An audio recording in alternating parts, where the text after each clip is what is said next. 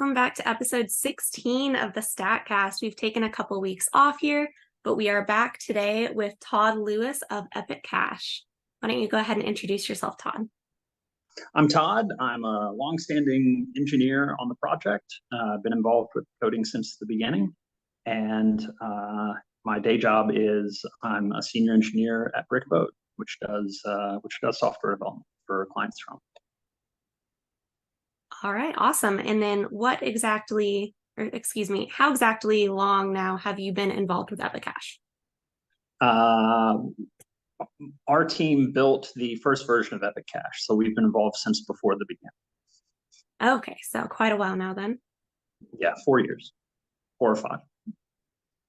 Awesome. So for anyone that's maybe not familiar with Epic Cash, because there may be a handful out there, it's a bit of a smaller project still, I would say, compared to many. Can you go ahead and kind of just give a quick rundown on what it is and kind of what in general sets it apart? Yeah, so Epic Cash grew out of a belief that Mimblewimble is important.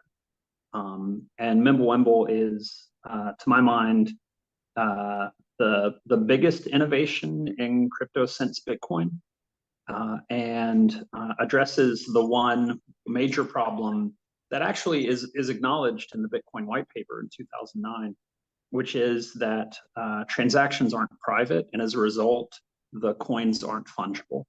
And you see that today with the issue of tainted coins on the Bitcoin chain, where different people have said these coins are not allowed to be traded or used on these platforms and whatnot. And as a result, they have a different price. And if you're accepting Bitcoin, if you accidentally accept one of those Bitcoins, you've accepted payment which is worth less than you thought it was going to be worth. And that's a real problem for a monetary asset. It's a pretty fundamental property of money that it be fungible, that every coin be worth exactly the same as every other coin. And so Mimblewimble is a major breakthrough. It's really important to making cryptocurrencies work properly as currencies, as monetary assets. And Epic really came from a belief that Mimblewimble should be the future, is probably going to be the future, and a desire to build a really good coin around that. We strongly believe that Mimblewimble is the future and should be the future of cryptocurrencies, and we wanted to build a really good coin around it. So we figured out our best approach to do that, and Epic was born. And then what led you, I guess, to the conclusion that Mimblewimble technology was the best solution to the fungibility issues? Yeah, so 2 things. Number one was a strong motivation that the fungibility problem was important, right? It's probably the biggest problem in blockchain technology and has been since 2009. So we were strongly motivated, and there were early efforts at different algorithms to provide fungibility. Zcash is ZK Snarks, and Monero are examples of that. But they're really complicated, and from an engineering perspective, especially when you're trying to have a system that's reliable, complexity is really your enemy. So the ZK Snark white paper, for example, is 120 pages long, and it needs every bit of those 120 pages to explain the algorithm. It's really complicated. And Mimblewimble can be explained in 2 or 3 pages. It's mathematically a very, very simple approach, and it rests on some very simple mathematical properties of elliptic curves. And so the fact that Mimblewimble is a complete solution to the problem, and that it solves it simply, is just from an engineering perspective the most important attribute that it has, right? I can read the white paper, I can understand the algorithm. It's not complicated. It rests on some pretty well-established properties of elliptic curves, and so it gives you a tool that you can really trust to solve the problem. And that's why, there were those previous efforts, but to my mind, Mimblewimble is the first one that actually worked, that really had all the properties that you need in order to solve the problem in the right way. And if we may get a little more technical here for a moment, would you mind explaining just in the most basic terms possible how exactly Mimblewimble works? Sure, and the math can be complicated, but what it does is not that complicated. So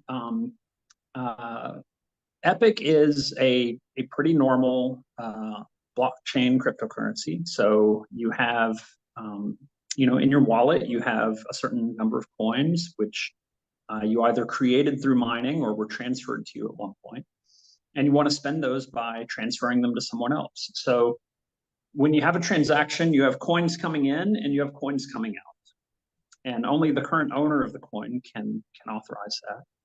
And when you construct a transaction let's contrast it with Bitcoin. In Bitcoin, you just say, I'm transferring X coins to person Y, right? And the chain sees that, and everyone on the chain can see it. In Mimblewimble, what it does is says, I have these coins coming in, and here's a mathematical proof that the quantity of coins that are going out is equal to the quantity coming in, but you can't see the quantities. And because you can't see the quantities, you don't know which coins are going where or who has what. And you can't establish that a transfer was significant or whether it was insignificant. The addresses are transient as well. There are no permanent wallet addresses the way there are with Bitcoin. So each transaction is its own little universe, and all you know is that someone sent some coins in, someone sent some coins out, and that in the process, the total number of coins is not increased. And using those tools, you can do transactions without anyone externally knowing where the coins have ended up, because it's not visible on the blockchain, while still at the same time establishing the property that the total number of coins is still finite and is not increased. The people aren't just putting in 10 coins and taking out 100 coins. And then there's the really funny part of this algorithm, because you actually have to prove two things. The first is that the number of coins out equals the number of coins going in. The second property is that none of them is negative, which is funny, because if you have one coin going in and then the two transactions going out are negative 100 and 101, then those sum up to 1. But of course, having negative coins over here you never spend, and positive coins over here that you do spend, would have the effect of increasing the total number of coins in circulation, which would kind of destroy the blockchain. So you actually have to prove two things in Mimblewimble. But using zero knowledge proofs, you can mathematically prove that without having to show the quantities. And that's the really beautiful thing about them. So there are several other Mimblewimble based coins out there. I think probably, as far as I'm aware, the two kind of most well-known ones are probably Grin and Beam, right? Yep. How would you say Epic Cash really stands up against those and compares, and what really sets it apart and makes it unique? Sure. Well, Epic originally forked from Grin, and we have a lot of respect for the technical work that the Grin team did. There's a lot of really beautiful work that went in there that we appreciate a great deal. The thing we didn't like about Grin was the infinite coin emission. To be a monetary asset, different people have different opinions. Some people think inflation is a good thing and that monetary assets should always inflate so that people can't get wealthy off of just holding cash. Our perspective is, if we're bringing a coin into the market, we want to serve the interests of the people who hold that coin. So we felt pretty strongly, as an ideological matter, not as an engineering matter, that the right thing to do was to have finite emission. And Epic just adopts the Bitcoin emission curve. So there will never be more than 21 million Epic. And the rate of emission is the same as Bitcoin. That's a model which we admired and which we copied. A lot of Epic is trying to be Bitcoin with Mimblewimble, right? To take the promise of Bitcoin and fulfill the final piece that in 2009 we just didn't have the technology for. And so that's probably the biggest difference or the motivating difference with Grin. The motivating difference with Beam is the language that it's implemented in. So Beam is implemented in C++, and Epic is implemented in Rust. Rust is a much safer language than C++ while still keeping high performance. And safety is really important in a cryptocurrency. You really don't want to have bugs and buffer overflows and the possibility of people compromising the software and doing illicit fund transfers. And Rust makes that a much easier challenge to tackle than C++ does. C++ is an older language, which relies a lot on developers to get things right, whereas Rust actually forces you to express in the language that the software is safe. So Rust is a much safer language, and we thought much more appropriate for this kind of project. And then the other difference with both of them is we use multi-algorithm proof of work. So Epic is a proof of work chain like Bitcoin. And we were worried in the long term, we want Epic to survive for a long time. There is a history of cryptography algorithms, including cryptographic checksums, having security compromises where we previously believed they were secure, but then the mathematicians do their thing and they find a way to compromise its security. And we really wanted Epic to be future-proof against problems in the algorithms. So we built it to support multiple algorithms from day one. We actively mine multiple algorithms on the chain and we switch between them. And the machinery inside of Epic is coded such that it's easy to add new proof of work algorithms. So if any of our algorithms is ever compromised mathematically, then we're able to quickly respond to that and switch to different algorithms. Whereas by contrast, Bitcoin only has the one proof of work algorithm, and it would be very difficult, for example, to quickly switch Bitcoin to a different algorithm if you needed to. And how would switching algorithms in this way affect anyone mining Epic, for example? Well, if they're mining the algorithm that's been compromised, they're out of luck because we're not going to use that algorithm anymore.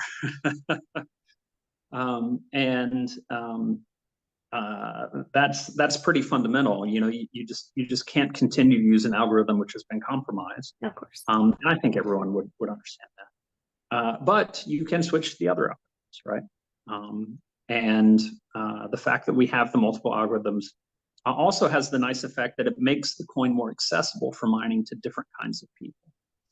We have an ASIC-friendly algorithm, we have a GPU-friendly algorithm, and we have a CPU-friendly algorithm. And that's been nice for democratizing mining and really letting a lot more people participate than otherwise would if you just had one algorithm, which could be dominated by the hardware budgets of the miner.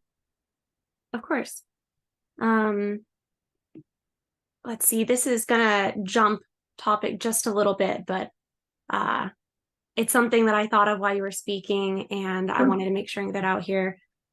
I have noticed since I started looking into Epic a bit myself, probably about last year, that there seems to be quite a bit of interest in Epic Cash in countries in Africa, for example. I was wondering if you could maybe explain exactly why that is and what the benefits of Epic Cash are in communities such as this. Well, I mean, the reason why Epic is popular in Africa, I couldn't say because I'm not on the ground in Africa and I haven't seen the reasons why.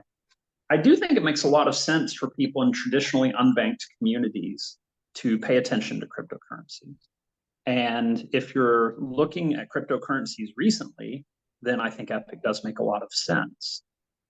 There's not the historical momentum behind Bitcoin in newer markets.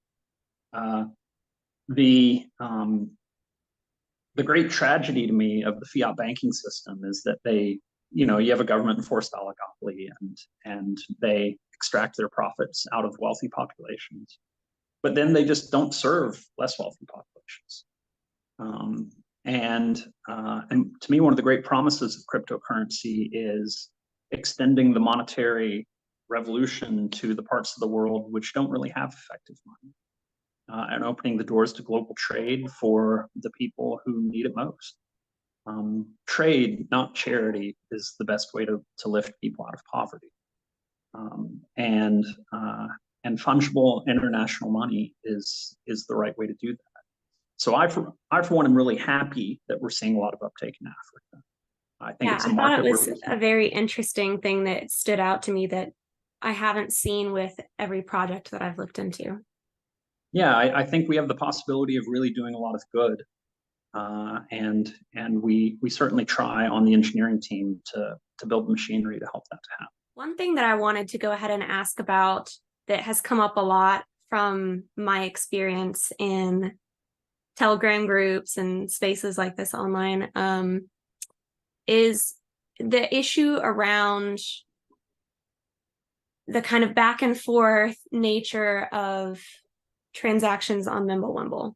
And I'm sure you can explain this better than I can, but could you kind of go into that for a moment and just kind of explain what's going on there and what are the solutions to any complaints around that? Yeah, it's a big issue, and for some people it's a problem. Mathematically, Mimblewimble is a 3-step process. So the first person talks, and the second person talks, and then the first person has to talk again.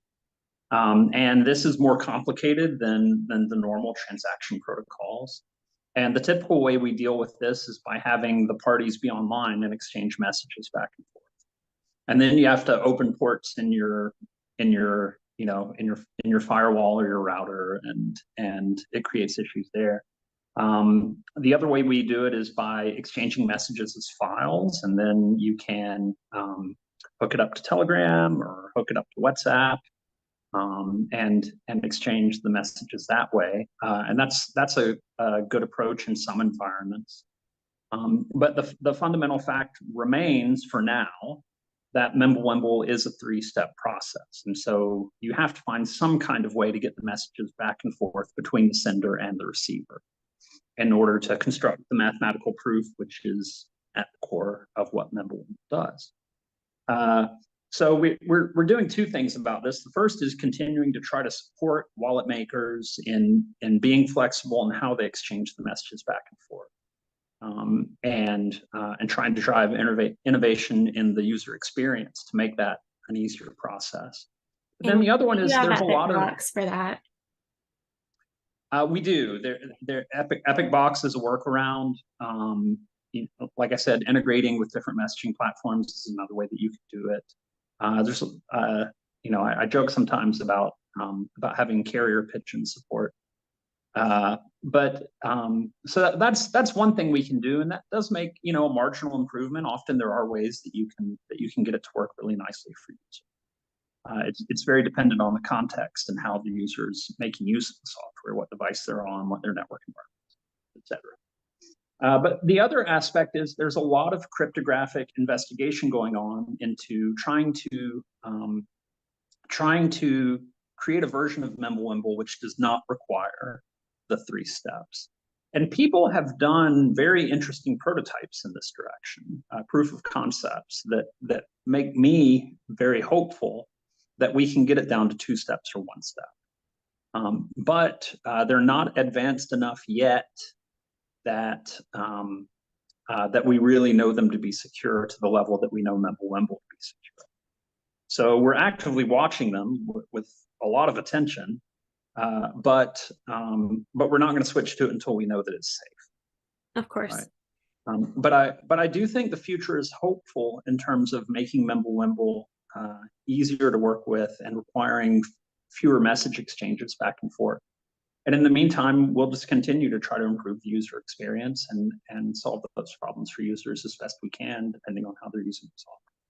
Basically. But examples going back to a lot of the posts from people in African communities around Epic Cash, for example, talking about how they put a phone in someone's hand with an app and go, hey, you know, do this, try this right now. Do you think that's kind of the best approach, or do you think there is maybe an easier way to try to onboard people interested in maybe trying to transact with Epic Cash a little bit who may be in an unbanked kind of community, or maybe they're not and they just kind of want to try to make smaller steps out of the traditional financial system? Sure. So this is more of a people question than it is a technology question. Yes. And in some ways, that makes the engineer the worst person to ask, because we're great at technology and terrible at people, right? But I'll say a few things. What we have done on the technology side is we try to make sure that the software remains small, so it can be targeted to small devices, and we've been very successful at that. You know, anywhere in Africa, for example, you mentioned as an example, you can order modern phones off of AliExpress, and the China Post will deliver them to you for $25-50. You can have a modern Android phone which is capable of running Epic. So we have Epic running on the ARM platform. The code size remains small, so we're very friendly to being put on personal devices, not just on big servers.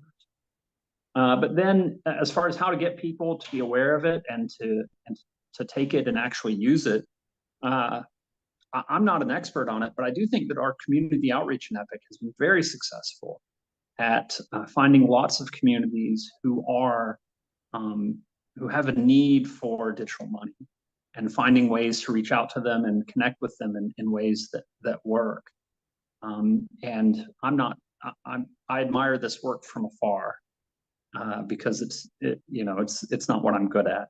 But I do admire it a great deal, and it's one of the things that makes me very happy about Epic, the fact that we're not just targeting rich suburbanites in the first world, but instead are building a global community and serving a global community in terms of giving them digital money, which really works. What do you think the future is, at least in the short term, for Epic Cash, and then hopefully in the long term as well? We could touch on that too, but starting with just short term, are there any plans for anything that you'd like to discuss? Yeah, I mean, we're always cooking up stuff in the lab. We're starting to use quantum resistant algorithms, and we're using them in a very limited way, but we're adding them into the chain. That's another safety and survivability issue. We really want Epic to be safe if the quantum apocalypse comes, where quantum computers break a lot of existing cryptography. We've got speed ups and bigger blocks, which help users with faster transactions and greater capacity on the chain. We've got a lot of capacity, and it's growing. And then we have other stuff cooking in the lab, where different ideas, for example, trying to reduce the number of message steps without compromising the existing Mimblewimble protocol. There's some workarounds that we have ideas about that we're playing with to try to improve on that. We've got a lot of ideas in the labs as far as innovations that we can do, and we're working on some of them right now. Short term, that's what I know that we're doing on the technical side to advance the chain.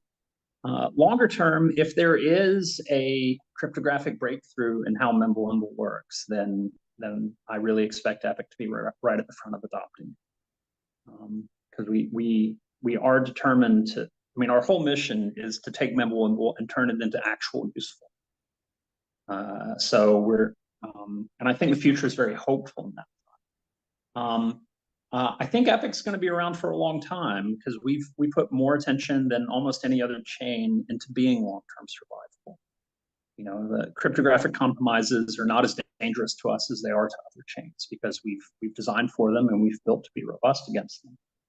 And with a long timeline, we've got a lot of runway to have humanity make this choice of what kind of money do we want to have. Do we and it's really an individual choice. You know, how do you choose to hold your wealth? Do you want to hold it in government controlled currencies, which is one choice? Do you want to hold it in consensus based digital money? Is another choice.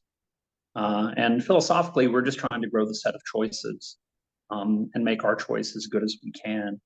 And over time, I think this is going to continue to play out. I don't think the next decade is going to be a great decade for fiat currency. Well, I absolutely agree with you on the choice front there. That's kind of where I land philosophically on things as well. Putting aside any competitive nature of different projects, I just enjoy seeing more freedom of choice for people. And I would be very disappointed to see that go away anytime in the future. So I hope to see that continue to increase as well with projects like Epic Cash. Yeah, and we're, you know, our work is focused on making Epic the best coin that it can be, right? And solving the digital money problem in the best way possible. And if we do that, then we're helping. You know, we're helping create more choices for people. It's easy to, you know, when you think of money, you think of the Kardashians and private jets and all these silly things. But it's easy to forget because it was so long ago. But the advent of money was really fundamental to allowing us to cooperate on a planetary scale in solving, you know, the economic problem of production.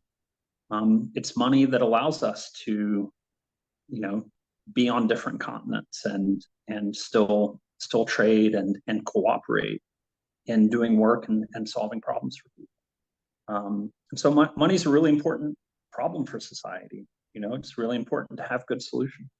And I'm really happy for the chance to be able to work on this project and try to add solutions and choices for people to look at. And I think Epic is a good one in many ways. We continue to work to try to make it better. Absolutely. And we're in a time right now where there's so many threats to this kind of philosophy in general, I think. And it's a little bit scary, but I'm hoping to see these projects kind of stand strong against some of that pushback and hopefully survive and continue to grow despite it. So yeah, I'm not too scared for the simple reason that you can write Mimblewimble on a t-shirt, you know, including the elliptic curves. And unless we have such a closed society that we're regulating what you're allowed to write on a t-shirt, I'm pretty sure that the understanding of how to do these things is going to survive. And people are going to continue to understand how to do the pretty straightforward math of how to construct coins like this.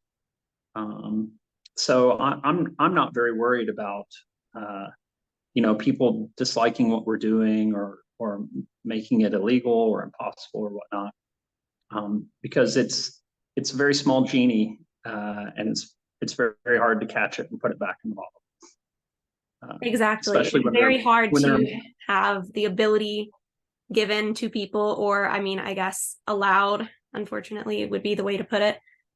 And then suddenly go take it away and then have that go over well. Historically, I don't think that's worked. What would that even mean? You're not allowed to tell your CPU to perform multiplication instructions in a certain order. I mean, you know, it's in a world where, you know, every toaster and refrigerator has a processor powerful enough to run this technology. You know, it's really pretty impractical to try to put the genie back in the bottle. And understanding the elliptic curves and Mimblewimble continues to grow. We have lots of copies, and so I'm not too worried about that. I think the thing for us to do is just continue the work. You know, continue to try to make these systems work as best we can, and that's what we're trying to do with Epic. Well, it's encouraging to hear you say that. Good. So do you have much of a social media presence at all? I have a Twitter. I'm Todd G. Lewis. And as I mentioned, I work at Brick Abode, which builds wonderful software for people all around the world. So if you do need software built, feel free to email us at winning@brickabode.com. BRICKABODE. All right. Well, Todd, thank you so much for taking time to speak with me today and kind of Yeah, laying thank you, everything Alexa. out about Epic for people. I've been wanting to speak to someone working on the project for a while on here, and it just hasn't happened yet until now. So this has been great. Happy to make it happen. So thanks. It was a lot of fun, and talk soon. Yeah, we'll go ahead and wrap this up for now. And until next time, thank you guys for watching.